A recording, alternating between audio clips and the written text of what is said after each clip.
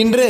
இந்த பராபவ வருடத்தின் முதல் மாதத்தில் வந்திருக்கக்கூடிய கிருத்திகை விரத நன்னாள் முருகப்பெருமானுக்கு உரித்ததான தினம். அப்படிப்பட்ட இன்றைய தினம் ஸ்கந்த புராணத்தில் உள்ள முருகனை 1000 திருநாமங்களால் போற்றக்கூடிய சஹஸ்ரநாம ஸ்தோத்திரத்தை தான் இப்போ நம்ம பாராயணம் செய்ய போகிறோம். ரொம்ப சக்தி வாய்ந்தது. ஒவ்வொரு திருநாமமும் ஒவ்வொரு மந்திரத்திற்கு சமம். ஆகவே 1000 மந்திரங்கள் முறையாக ஜபம் செய்தால் என்ன பலன் கிடைக்குமோ அந்த பலனை தரவல்ல முருகப்பெருமானுடைய சஹஸ்ரநாம ஸ்தோத்திரத்தை பாராயணம் செய்யலாம். மனமுருகி ஒரு முறை கேளுங்கள். எப்பேற்பட்ட கஷ்டத்தையும் கலியுக கண்கண்ட தெய்வமான முருகப்பெருமான் தீர்த்து வைப்பான்கிற நம்பிக்கையோட இப்போ நம்ம பாராயணம் செய்யலாம். ரிஷய ஊச்சுஹு சர்வசாஸ்திரார்த்த தத்வஜ்ஞ சர்வலோகோபகாரக வயம் சாதிதயः ப்ராப்தா ஆதிதேயோசி சூரத ஞானதானேன சம்சார சாகராத்தாரயஸ்வனः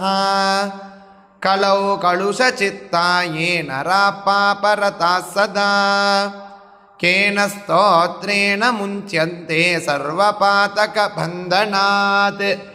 இஷ்டசித்திகரம் புண்ணியம் துக்கதாரித்ர்யநாசனோ சர்வரோகஹரம் ஸ்தோத்ரம் சூதனோ வக்துமர்ஹசி. ஸ்ரீசூத உவாச ஷృణுத்வம் ऋषयः सर्वे नैमिषारण्यवासिनः तत्त्वज्ञानतपोनिष्ठाः सर्वशास्त्रविशारदाः स्वयंभुवा पुरा प्रोक्तं नारदाय महात्मने तदहं संप्रवक्ष्यामि स्तोतुं कौतूहलं यदि. ऋषय ऊचुः किमाग भगवान् ब्रह्मा नारदाय महात्मने सूतपुत्रमगाभाग वक्तुमर्हसि साम्प्रतं. श्रीसूत उवाच दिव्यसिंहासनासीनं सर्वदेवैरभिष्टुतं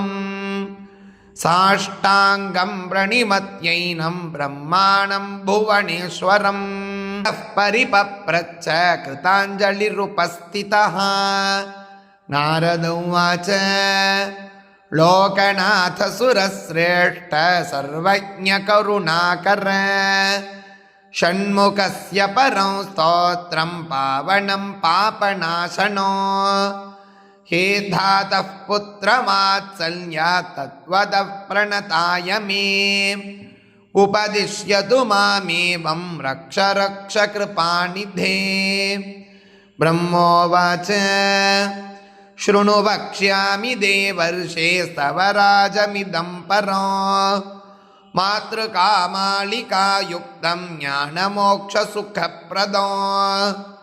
सहस्राणि च नामानि षण्मुखस्य मगात्मनः यानि नामानि दिव्यानि दुःखरोगहराणि च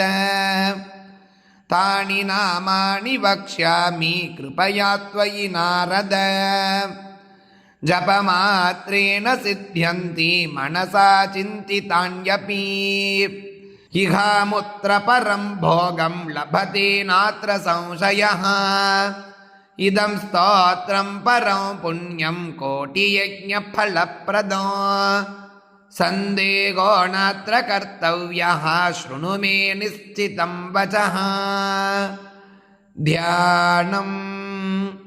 ध्यायेत् षण्मुखमिन्दुकोटिसदृशं रत्नप्रभाशोभितं बालार्कद्युतिषट्किरीटविलसत्केयूरहारान्वितं कर्णालम्बितकुण्डलप्रविलसद्गण्डस्थलाशोभितं काञ्चीकङ्कणकिङ्किणीरवयुतं शृङ्गारसारोदयम् ध्यायेत् कीर्तितसिद्धितं शिवसुतं श्रीद्वादशाक्षं गुहम् खेटं कुक्कुटमङ्कुशं च वरदं पाशं धनुश्चक्रकम् वज्रं शक्तिमसिं च शूलमभयं दोर्भिर्धृतं षण्मुखम् देवं चित्रमयूरवागणगतं चित्राम्बरालङ्कृतम् चिन्त्यशक्तिरणगः त्वशोऽभ्यस्त्वत्पराजितः अनाथवत्सलो मोघः त्वशोकोऽप्यजरो भयः अत्युदारो ह्यकरसः त्वदङ्गण्योद्रिजासुतः अनन्तमहिमापारो अनन्तसौख्यप्रदो व्ययः अनन्तमोक्षदो नादिः अप्रमेयोऽक्षरोच्युतः अकल्मषो विरामोऽग्रदुर्यश्चामितविक्रमः अतुलश्चामृतो घोरो ह्यनन्तोऽनन्तविक्रमः अनाथनाथो ह्यमलो ह्यप्रमत्तोऽमरप्रभुः अरिन्दमोऽखिलोघार स्वनिमादिगुणोद्ग्रणीः अचञ्चलोऽमरस्तुत्यो ह्यकलङ्गोऽमिताशनः अग्निभूरणवद्याङ्गो ह्यद्भुतोऽभीष्टदायकः अतीन्द्रियो प्रमेयात्मा सदृश्यो व्यक्तलक्षणः आपद्विनाशकस्त्वार्य आद्य आगमसंस्तुतः आर्तसंरक्षणस्त्वाद्य आनन्दस्त्वार्यसेवितः आश्रितेष्टार्थवरद आनन्द्यार्थफलप्रदः आश्चर्यरूप आनन्द आपन्नार्तिविनाशनः इभवक्राणुजस्तुष्ट इभासुरहरात्मजः इतिहासश्रुतिस्तुत्य इन्द्रभोगफलप्रदः इष्टापूर्तफलप्राप्तिः इष्टेष्टवरदायकः इगामुत्रेष्टफलद इष्टदस्तीन्द्रवन्दितः ईडणीयस्त्वशीपुत्र इप्सितार्थप्रदायकः इति भीति अरश्चेड्य ईशणत्रयवर्जितः उदारकीर्तिरुद्योगी चोत्कृष्टोरुपराक्रमः उत्कृष्टशक्तिरुत्साग उदारश्चोत्सवप्रियः उज्जृम्भ उद्भवश्चोग्र उदग्रश्चोग्रलोचनः उन्मत्त उग्रशमन उद्वेगग्नोरग्नीश्वरः उरुप्रभावचोत्तीर्ण उमापुत्र उदारधीगे ऊर्ध्वरेतसुतस्फूर्ध्वगस्तूर्जपालकः ऊर्जितस्फूर्ध्वगस्तूर्ध्व ऊर्ध्वलोकैकनायकः ऊर्जावान् ऊर्जितोदार ऊर्जितोर्जितशासनः ऋषिदेवगणस्तुत्य ऋणत्रयविमोचनः ऋजुरूपाख्यजुकर ऋजुमार्गप्रदर्शनः ऋतम्बरोऽख्यजृप्रीत ऋषभस्त्वद्भितस्तुतः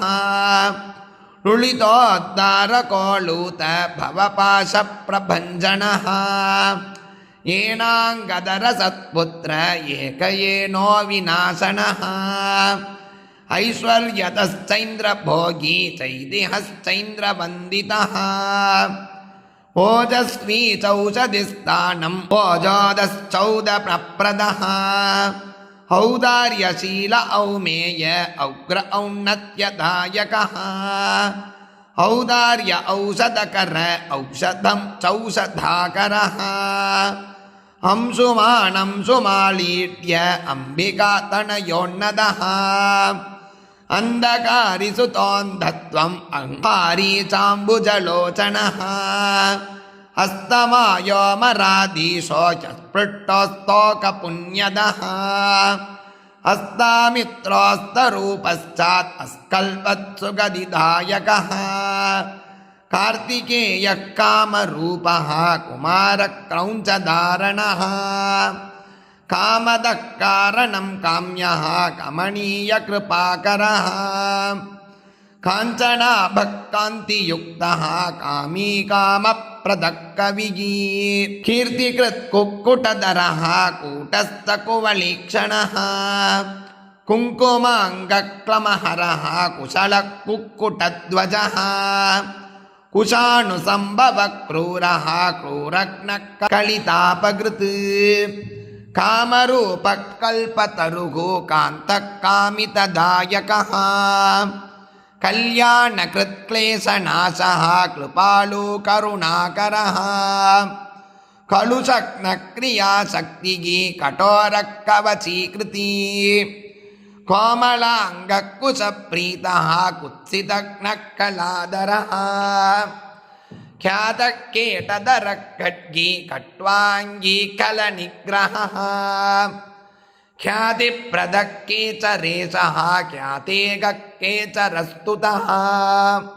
करतापहरस्वस्थः केचरः केचराश्रयः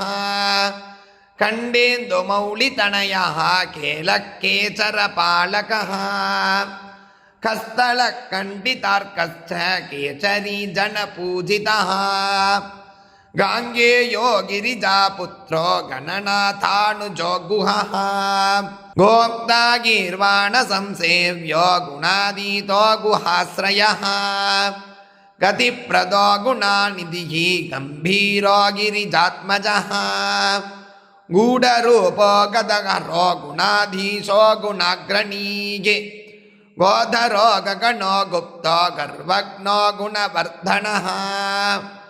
गुह्यो गुणज्ञो गीतिज्ञो गतादङ्गो गुणाश्रयः गद्यपद्यप्रियो गुण्यो गोस्तुतो गगणेचरः गगणीयचरित्रश्च गतक्लेशो गुणार्णवः घूर्णिताक्षो गृणिनिधिः घनगम्भीरघोषणः घण्टानादप्रियो घोषो घोराघौगविनाशनः गणानन्दो घर्महन्ता गृणावान् घृट्टिपादकः गृणी गृणाकरो घोरो घोरदैत्यप्रहारकः घटितैश्वर्यसन्दोगो गणार्तो गणसङ्क्रमः चित्रकृच्छित्रवर्णश्च चञ्चलश्चपलद्युतिः चिन्मयश्चित्स्वरूपश्च चिरानन्दश्चिरन्तकः चित्रकेलिश्चित्रतरः चिन्तनीयश्च मत्कृतिः चोरग्नचतुरश्चारु चामीकरविभूषणः चन्द्रार्ककोटिसदृश चन्द्रमौलितनूभवः चादिताङ्गश्चत्महन्ता चेदिताखिलपातकः छेदीकृततमक्लेश छत्रीकृतमगायशाग छादिताशेषसन्ताप चुरितामृतसागरः छन्नत्रैगुण्यरूपश्च छाते अच्छिन्नसंशयः छन्दोमयश्चन्दगामी छिन्नपाशश्च शिच्छदः जगद्भितो जगत्पूज्यो जगज्येष्ठो जगन्मयः जनको जाह्नवी सूनुगोधितामित्रो जगद्गुरुः जयी जितेन्द्रियो जैत्रो जरामरणवर्जितः ज्योतिर्मयो जगन्नाथो जगज्जीवो जनाश्रयः जगत्सेव्यो जगत्कर्ता जगत्साक्षी जगत्प्रियः जम्बारिवन्द्यो जयदो जगज्जनमनो अरः जगदानन्दजनको जनजाड्यापहारकः जपाकुसुमसङ्काशो जनलोचनशोभनः जनीश्वरो जितक्रोधो जनजन्मनिबर्हणः जयदो जन्तुतापग्नो जितदैत्यमगाव्रजः जितमायो जितक्रोधो जितसङ्गो जनप्रियः चञ्चानिलमगावेगो झरिताशेषपातकः जर्जरीकृतदैत्यौगो जल्लीरीवाद्यसम्प्रियः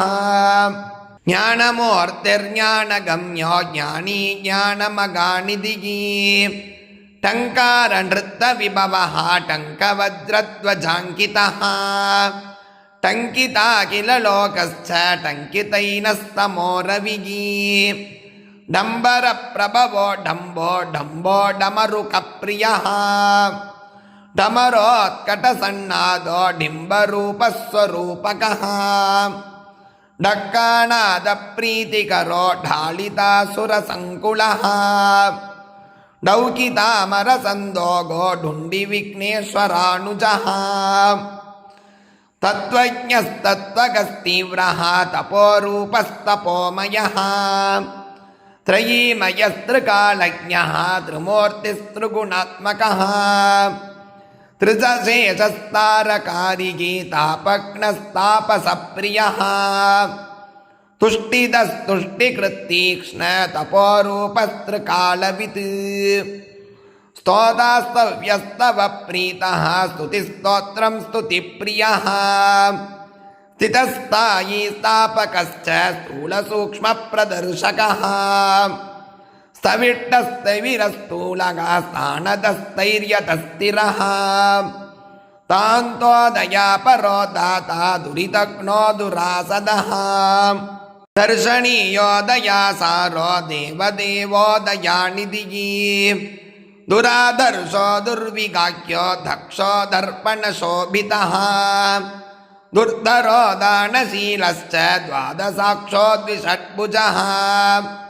ದ್ವಿಷಟ್ಕರ್ಣೋ ದ್ವಿಷಡ್ಬಾಹುಗೋ ದೀನಸಂತಾಪನಾಶನಃ ದಂತೂಶೂಕೇಶ್ವರೋ ದೇವೋ ದಿವ್ಯೋ ದಿವ್ಯಾಕೃತಿರ್ದಮಃ ದೀರ್ಘವೃತ್ತೋ ದೀರ್ಘಬಾಹುಗೋ ದೀರ್ಘದೃಷ್ಟಿರ್ದಿವಸ್ಪತಿಃ ದಂಡೋ ದಮಯಿತಾ ದರ್ಪೋ ದೇವಸಿಂಹೋ ದೃಢೌ ವ್ರತಃ ದುರ್ಲಭೋ ದುರ್ಗಮೋ ದೀಪ್ತೋ ದುಃಪ್ರೇಕ್ಷ್ಯೋ ದಿವ್ಯಮಂಡನಃ ದುರೋದರಗ್ನೋ ದುಃಖಗ್ನೋ ದುರಾರಿಗ್ನೋ ದಿಶಾಂಪತಿಃ ದುರ್ಜಯೋ ದೇವಸೇನೇಶೋ ದುರ್ಜ್ಞೇಯೋ ದುರತಿಕ್ರಮಃ ದಂಭೋ ದೃಪ್ತಶ್ಚ ದೇವರ್ಷಿಃ ದೈವಜ್ಞೋ ದೈವಚಿಂತಕಃ ದುರಂಧರೋ ಧರ್ಮಪರೋ ಧನದೋ ಧೃತಿವರ್ಧನಃ ಧರ್ಮೇಶೋ ಧರ್ಮಶಾಸ್ತ್ರಜ್ಞೋ ಧನ್ವೀ ಧನ್ಮಪರಾಯಣಃ ಧನಾಧ್ಯಕ್ಷೋ ಧನಪತಿಃ ಧೃತಿಮಾನ್ ಧೂತಕಿಲ್ಬಿಷಃ ಧರ್ಮಗೇತುರ್ಧರ್ಮಶೂರೋ ಧರ್ಮಕೃತ್ ಧರ್ಮವಿದ್ಧ್ರುವಃ ಧಾತಾ ಧೀಮಾನ್ ಧರ್ಮಚಾರಿ ಧನ್ಯೋ ಧುರ್ಯೋ ಧೃತೌ ವ್ರತಃ ನಿತ್ಯೋತ್ಸವೋ ನೃತ್ಯತೃಪ್ತೋ ನಿರ್ಲೇಪೋ ನಿಶ್ಚಲಾತ್ಮಕಃ ನಿರವದ್ಯೋ ನಿರಾಧಾರೋ ನಿಷ್ಕಳಂಕೋ ನಿರಂಜನಃ ನಿರ್ಮಮೋ ನಿರಹಂಕಾರೋ ನಿರ್ಮೋಗೋ ನಿರುಪದ್ರವಃ ನಿತ್ಯಾನಂದೋ ನಿರಾತಂಗೋ ನಿಷ್ಪ್ರಪಂಚೋ ನಿರಾಮಯಃ ನಿರವದ್ಯೋ ನಿರೀಹಶ್ಚ ನಿರ್ದರ್ಶೋ ಸನ್ಮಲಾತ್ಮಕಃ ನಿತ್ಯಾನಂದೋ ನಿರ್ಜರೇಶೋ ನಿಸ್ಸಂಗೋ ನಿಗಮಸ್ತುತಃ ನಿಷ್ಕಂಟಕೋ ನಿರಾಲಂಬೋ ನಿಷ್ಪ್ರತ್ಯೋಗೋ ನಿರುದ್ಭವಃ ನಿತ್ಯೋ ನಿಯತ ಕಲ್ಯಾಣೋ ನಿರ್ವಿಕಲ್ಪೋ ನಿರಾಶ್ರಯಃ ನೇತಾ ನಿಧರ್ನೈಕರೂಪೋ ನಿರಾಕಾರೋ ನದೀಸುತಃ ಪುಳಿಂದಕನ್ಯಾರಮಣಃ ಪುರುಜಿತ್ ಪರಮಪ್ರಿಯಃ ಪ್ರತ್ಯಕ್ಷಮೂರ್ತಿ ಪ್ರತ್ಯಕ್ಷಕ ಪರೇಶ ಪೂರ್ಣಪುಣ್ಯದಃ ಪುಣ್ಯಾಕರ ಪುಣ್ಯರೂಪಃ ಪುಣ್ಯಪುಣ್ಯಪರಾಯಣಃ ಪುಣ್ಯೋದ ಪರಮಂ ಜ್ಯೋತಿಃ ಪುಣ್ಯಕೃತ್ ಪುಣ್ಯವರ್ಧನಃ ಪರಾನಂದ ಪರತರಃ ಪುಣ್ಯಕೀರ್ತಿಃ ಪುರಾತನಃ ಪ್ರಸನ್ನರೂಪ ಪ್ರಾಣೇಶಃ ಪನ್ನಗಃ ಪಾಪನಾಶನಃ ಪ್ರಣತಾರ್ತಿ ಅರಪೂರ್ಣಃ ಪಾರ್ವತೀನಂದನ ಪ್ರಭುಃ ಭೂತಾತ್ಮಾ ಪುರುಷ ಪ್ರಾಣಃ ಪ್ರಭವ ಪುರುಷೋತ್ತಮಃ ಪ್ರಸನ್ನ ಪರಮಸ್ಪಷ್ಟಃ ಪರೌ ಪರಿವೃಟಃ ಪರಃ ಪರಮಾತ್ಮ ಪರಬ್ರಹ್ಮ ಪರಾರ್ಥ ಪ್ರಿಯದರ್ಶನಃ ಪವಿತ್ರ ಪುಷ್ಟಿದ ಪೂರ್ತಿಗೆ ಪಿಂಗಳ ಪುಷ್ಟಿವರ್ಧನಃ ಪಾಪಹಾರಿ ಪಾಶಧರಃ ಪ್ರಮತ್ತಾಸುರ ಶಿಕ್ಷಕಃ ಪಾವನ ಪಾವಕ ಪೂಜ್ಯಃ ಪೂರ್ಣಾನಂದ ಪರಾತ್ಪರಃ ಪುಷ್ಕಳ ಪ್ರವರ ಪೂರ್ವಃ ಪಿತೃಭಕ್ತ ಪುರೋಗಮಃ ಪ್ರಾಣದ ಪ್ರಾಣಿಜನಕಃ ಪ್ರದಿಟ್ಟಃ ಪಾವಕೋದ್ಭವಃ ಪರಬ್ರಹ್ಮಸ್ವರೂಪಶ್ಚ ಪರಮೈಶ್ವರ್ಯಕಾರಣೋ ಪರಿರ್ಧಿತಃ ಪುಷ್ಟಿಕರಃ ಪ್ರಕಾಶಾತ್ಮಾ ಪ್ರತಾಪವಾನ್ ಪ್ರಜ್ಞಾಪರಪ್ರಕೃಷ್ಟಾರ್ಥಃ ಪೃಥುಪರಾಕ್ರಮಃ ಫಣೀಶ್ವರಃ ಫಣಿವರಃ ಫಣಾಮಣಿವಿಭೂಷಣಃ ಫಳದಃ ಫಳಹಸ್ತಶ್ಚ ಪುಳ್ಳಾಂಬುಜವಿಲೋಚನಃ ಪಡುಚಾಡಿತಪಾಪೌಗಃ ಫಣಿಲೋಕವಿಭೂಷಣಃ ಬಾಗುಳೇಯೋ ಬೃಗದ್ರೂಪೋ ಬಲಿಷ್ಠೋ ಬಲವಾನ್ ಬಲಿ ಬ್ರಹ್ಮೇಶ ವಿಷ್ಣುರೂಪಶ್ಚ ಬುದ್ಧೋ ಬುದ್ಧಿಮತಾಂಬರಃ ಬಾಳರೂಪೋ ಬ್ರಹ್ಮಗರ್ಭೋ ಬ್ರಹ್ಮಚಾರಿ ಬುಧಪ್ರಿಯಃ ಬಗುಶ್ರುತೋ ಬಗುಮತೋ ಬ್ರಹ್ಮಣ್ಯೋ ಬ್ರಾಹ್ಮಣಪ್ರಿಯಃ ಬಲಪ್ರಮತನೋ ಬ್ರಹ್ಮ ಬಗುರೂಪೋ ಬಗುಪ್ರದಃ ಬೃಗದ್ಭಾನುತನುದ್ಭೂತೋ ಬೃಗತ್ಸೇನೋ ಬಿಲೇಶಯಃ ಬಗುಬಾಗುರ್ಬಲ ಶ್ರೀಮಾನ್ ಬಗುದೈತ್ಯವಿನಾಶಕಃ ಬಿಳದ್ವಾರಾಂತರಾಳಸ್ಥೋ ಬೃಗತ್ಶಕ್ತಿರ್ಧನುರ್ಧರಃ ಬಾಳಾರ್ಕದ್ಯುತಿಮಾನ್ ಬಾಳೋ ಬೃಗತ್ವಕ್ಷಾ ಬೃಗದ್ಧನುಗು ಭವ್ಯೋ ಭೋಗೀಶ್ವರೋ ಭಾವ್ಯೋ ಭವನಾಶೋ ಭವಪ್ರಿಯಃ ಭಕ್ತಿಗಮ್ಯೋ ಭಯಕರೋ ಭಾವಜ್ಞೋ ಭಕ್ತಸುಪ್ರಿಯಃ ಭುಕ್ತಿಮುಕ್ತಿಪ್ರದೋ ಭೋಗಿ ಭಗವಾನ್ ಭಾಗ್ಯವರ್ಧನಃ ಭ್ರಾಜುಷ್ಣುರ್ಭಾವನೋ ಭರ್ತ ಭೀಮೋ ಭೀಮಪರಾಕ್ರಮಃ ಬೂದಿದೋ ಬೂದಿಕೃದ್ಭೋಕ್ತ ಭೂತಾತ್ಮ ಭುವನೇಶ್ವರಃ ಭಾವಕೋ ಭೀಕರೋ ಭೀಷ್ಮೋ ಭಾವಕೆಟ್ಟೋ ಭವೋದ್ಭವಃ ಭವತಾಪಪ್ರಶಮನೋ ಭೋಗವಾನ್ ಭೂತಪಾವನಃ ಭೋಜ್ಯಪ್ರದೋ ಭ್ರಾಂತಿನಾಶೋ ಭಾನುಮಾನ್ ಭುವನಾಶ್ರಯಃ ಭೂರಿಭೋಗಪ್ರದೋ ಭದ್ರೋ ಭಜನೀಯೋ ಬಿಸಕ್ವರಃ ಮಗಾಸೇನೋ ಮಗೋದಾರೋ ಮಗಾಶಕ್ತಿರ್ಮಗಾದ್ಯುತಿಃ ಮಗಾಬುದ್ಧಿರ್ಮಗಾವೀರ್ಯೋ ಮಗೋತ್ಸಾಹೋ ಮಗಾಬಲಃ ಮಗಾಭೋಗಿ ಮಗಾಮಾಯಿ ಮೇಧಾವಿ ಮೇಕಲಿ ಮಗಾನ್ ಮುನಿಸ್ತುತೋ ಮಗಾಮಾನ್ಯೋ ಮಗಾನಂದೋ ಮಗಾಯಶಾಗ ಮಗೋರ್ಜಿತೋ ಮಾನನಿಧಿಗಿ ಮನೋರಥ ಫಲಪ್ರದಗ ಮಗೋದಯೋ ಮಗಾ ಪುಣ್ಯೋ ಮಗಾಬಲ ಪರಾಕ್ರಮಃ ಮಾನದೋ ಮದಿತೋ ಮಾಲಿ ಮುಕ್ತಾಮಾಲ ವಿಭೂಷಣಃ ಮನೋಗರೋ ಮಗಾ ಮುಖ್ಯೋ ಮಗರ್ಧಿರ್ಮೂರ್ತಿಮಾನ್ ಮುನಿಗಿ ಮಗೋತ್ತಮೋ ಮಗೋಪಾಯೋ ಮೋಕ್ಷದೋ ಮಂಗಲಪ್ರದಃ ಮುದಾಕರೋ ಮುಕ್ತಿದಾತ ಮಹಾಭೋಗೋ ಮಗೋರಗಃ ಯಶಸ್ಕರೋ ಯೋಗಯೋನಿರ್ಯೋಗಿಟ್ಟೋ ಯಮಿನಾಂಬರಃ ಯಶಸ್ವಿ ಯೋಗಪುರುಷೋ ಯೋಗ್ಯೋ ಯೋಗನಿಧಿರ್ಯಮಿ ಯದಿ ಸೇವ್ಯೋ ಯೋಗಯುಕ್ತೋ ಯೋಗವಿದ್ಯೋಗಸಿದ್ಧಿತಃ ಯಂತ್ರೋ ಯಂತ್ರೀ ಚ ಯಂತ್ರಜ್ಞೋ ಯಂತ್ರವಾನ್ ಯಂತ್ರವಾಹಕಃ ಯಾತನಾರಹಿತೋ ಯೋಗಿ ಯೋಗೀಶೋ ಯೋಗಿನಾಂಬರಃ ರಮಣೀಯೋ ರಮ್ಯರೂಪೋ ರಸಜ್ಞೋ ರಸಭಾವನಃ ರಂಜನೋ ರಂಜಿತೋ ರಾಗಿ ರುಚಿರೋ ರುದ್ರಸಂಭವಃ ರಣಪ್ರಿಯೋ ರಣೋದಾರೋ ರಾಗದ್ವೇಷವಿನಾಶನಃ ರತ್ನಾರ್ಚಿ ರುಚಿರೋ ರಮ್ಯೋ ರೂಪಲಾವಣ್ಯವಿಗ್ರಹಃ ರತ್ನಾಂಗದರೋ ರತ್ನಭೂಷಣೋ ರಮಣೀಯಕಃ ರುಚಿಕೃತ್ ರೋಚಮಾನಶ್ಚ ರಂಚಿತೋ ರೋಗನಾಶನಃ ರಾಜೀವಾಕ್ಷೋ ರಾಜರಾಜೋ ರಕ್ತಮಾಲ್ಯಾನುಲೇಪನಃ ರಾಜದ್ವೇದಾಗಮಸ್ತುತ್ಯೋ ರಜಸತ್ವಗುಣಾನ್ವಿತಃ ರಜನೀಶಕಲಾ ರಮ್ಯೋ ರತ್ನಕುಂಡಲಮಂಡಿತಃ ರತ್ನಸನ್ಮೌಲಿಶೋಭಾಢ್ಯೋ ರಣನ್ಮಂಜೀರಭೂಷಣಃ ಲೋಕೈಕನಾಥೋ ಲೋಕೇಶೋ ಲಲಿತೋ ಲೋಕನಾಯಕಃ ಲೋಕರಕ್ಷೋ ಲೋಕಶಿಕ್ಷೋ ಲೋಕಲೋಚನರಂಜಿತಃ ಲೋಕಬಂಧುರ್ಲೋಕಧಾತಾ ಲೋಕತ್ರಯಮಗಾಯಿತಃ